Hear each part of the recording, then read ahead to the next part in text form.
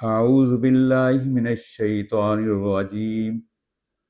بسم اللہ الرحمن الرحیم۔ آیت نمبر 261 تا آیت نمبر 266، پارہ تیسرا، سورۃ بقرہ۔ ان آیات میں اللہ تعالیٰ نے انفاق فی سبیل اللہ کا ذکر فرمایا ہے، بہت خوبصورت طریقے سے، بہت خوبصورت انداز کے ساتھ اپنے نبی کے ذریعے اپنے بندوں کو اِثار اور انفاق کو حکم دیا ہے۔ ارشاد باری تعالیٰ ہے، مثل الذین ینفقون اموالہم فی سبیل اللہ، مثال ان لوگوں کی جو راہ باری تعالیٰ میں خرچ کرتے ہیں اللہ کے حکم کے مطابق، اللہ کے دیے ہوئے مال سے اللہ کے بندوں پر، اور یہاں کوئی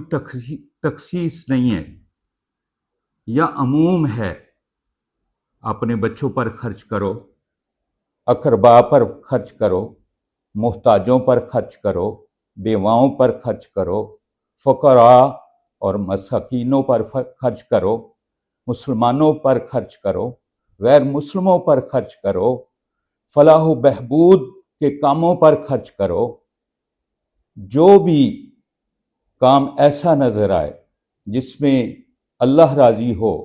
مال حلال ہو، نیت صرف اللہ کو راضی کرنا ہو، تو ایسے لوگوں کی شان اللہ تعالیٰ عرش بری پر بیان کر رہے ہیں۔ مثل الذین ینفقون اموالہم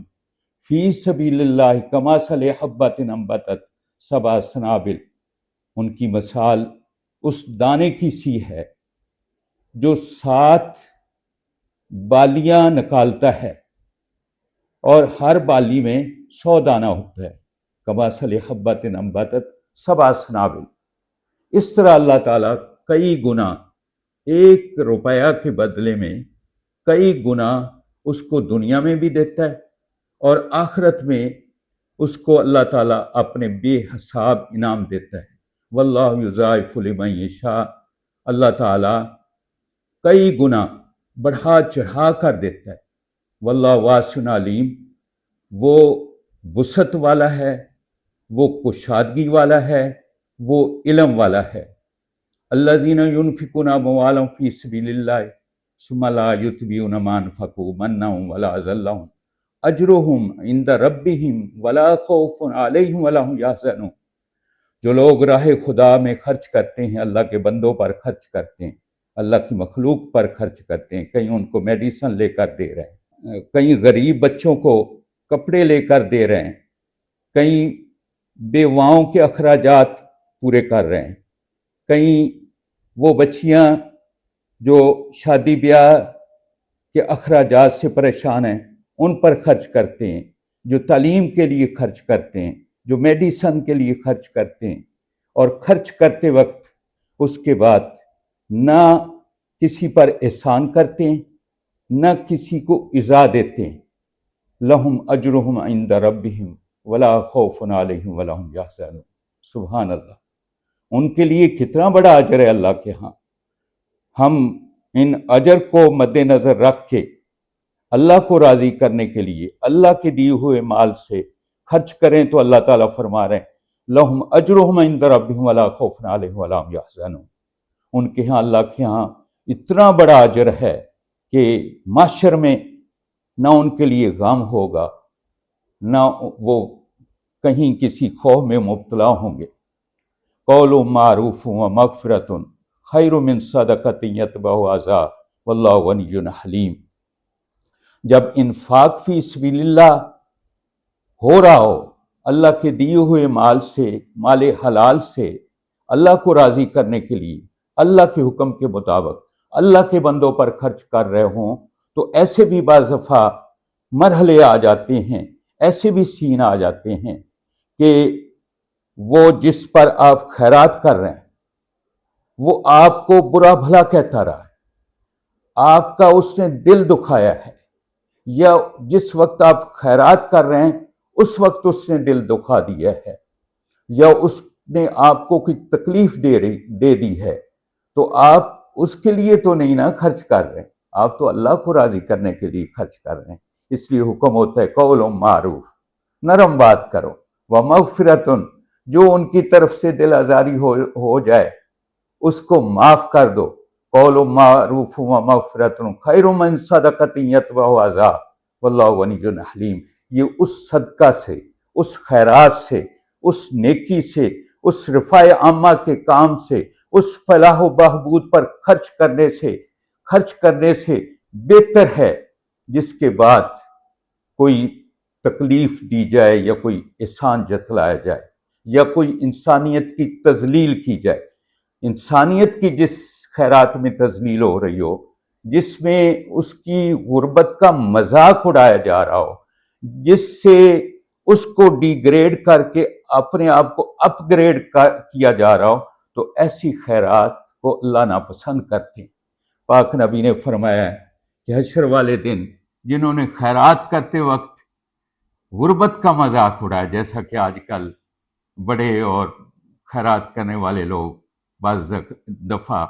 ایسے معاملات کر جاتے ہیں، تو ایسی خیرات کرنے والے لوگ جب اللہ کے سامنے انعام لینے کے لیے حاضر ہوں گے تو اللہ ان پر ناراض ہوگا اور ان سے کلام بھی نہیں کرے گا۔ اس لیے اللہ تعالیٰ فرما رہے ہیں واللہ غنی،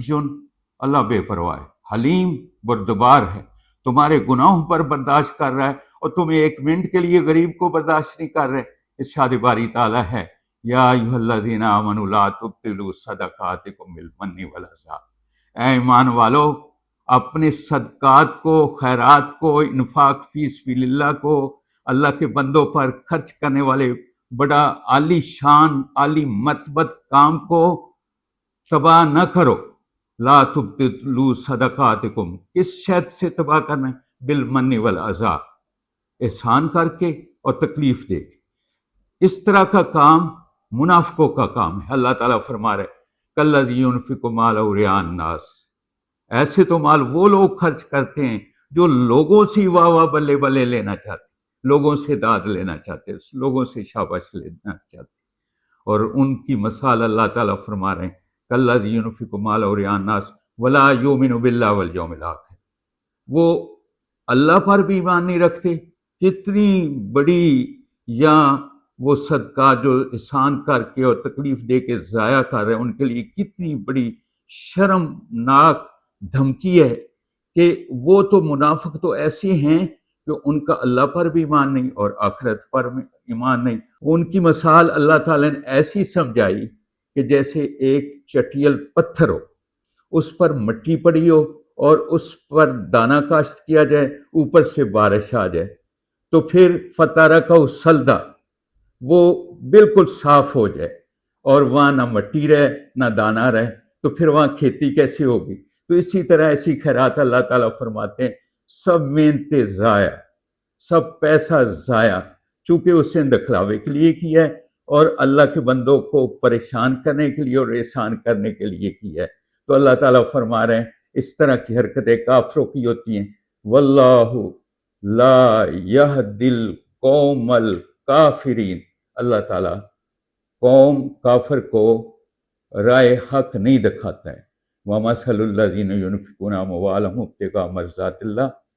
اور ان لوگوں کی مثال اللہ تعالیٰ بیان کر رہے ہیں جن کا مال بھی حلال ہے، اللہ کے حکم پورے کرتے ہوئے انہوں نے حاصل کیا اور اللہ نے ان کو مالدار کر دیے، اور پھر خیرات کرتے وقت ان کے دل میں صرف اور صرف اللہ کی محبت ہے اور خوش دلی سے پختہ ایمان کے ساتھ وہ اللہ کی راہ میں خرچ کر رہے ہیں،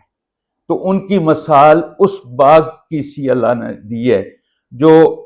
پہاڑ کی بلندی پر ہو اور اس پر بارش آئے تو وہ دگنا پھل دینے لگے، اور بارش نہ بھی پڑے تو فطل، اس کے لیے شبنم کافی ہے۔ واللہ بما تعملون بصیر، اللہ تمہارے کاموں کو دیکھ رہا ہے۔ دیکھو خوش دلی سے اور اللہ کو راضی کرنے کے لیے مال خرچ کرنے والوں کی کتنی عالی، کتنی خوبصورت اللہ تعالیٰ نے مثال دی ہے۔ اور اس کے بعد آخری آیت جو آج میں نے آپ کے سامنے آیات تلاوت کی ہیں، اَیَوَدُّ أَحَدُکُمْ کیا تم اس بات کو پسند کرتے ہو کہ تمہارا حال اس شخص جیسا ہو جائے جس سے باغ لگایا اور باغ کے نیچے نہریں بہہ رہی ہوں اور باغ ہر سال دگنا پھل دیتا ہو اور ہر قسم کا اس میں پھل ہو اور اس کی اولاد کمزور ہو اور وہ بوڑھا ہو اور جب اس کا پھل ملنے لگے تو اچانک ایک بگولا ہے اس سب کو جلا کے راکھ کر دے، تو جس طرح نہ باغ رہا، نہ جوانی رہی، نہ دوبارہ مال کمانے کی طاقت رہی، نہ اولاد کو سنبھلنے کا کوئی موقع رہا، تو اس طرح حشر والے دن اس کا حال ہوگا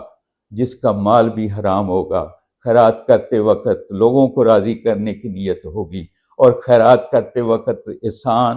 اور تکلیف بھی دے رہا ہے، تو ایسے لوگوں کی مثال اللہ تعالیٰ نے اس بوڑھے کی مثال دی ہے جس کا باغ بھی تباہ ہو گیا، جو خود بھی تباہ ہو گیا، جس کے بچے بھی تباہ ہو گئے۔ اسی طرح جب ایسے لوگ اللہ کے بارگاہ میں ثواب کی غرض سے جائیں گے، اللہ تیری راہ میں تیرا مال خرچ کیا ہے، تو اللہ فرمائیں گے نہیں، تمہارے لیے ثواب کی بجائے میرے پاس سزا ہے، عذاب ہے۔ جب اس طرح سنیں گے تو کچھ بھی نہیں ان کے ہاتھ رہ جائے گا۔ کذالک یبین اللہ لکم الآیات لعلکم تتفکرون۔ اللہ تعالیٰ اس طرح اپنی آیات بیان کرتا ہے تاکہ تم غور و فکر کرو۔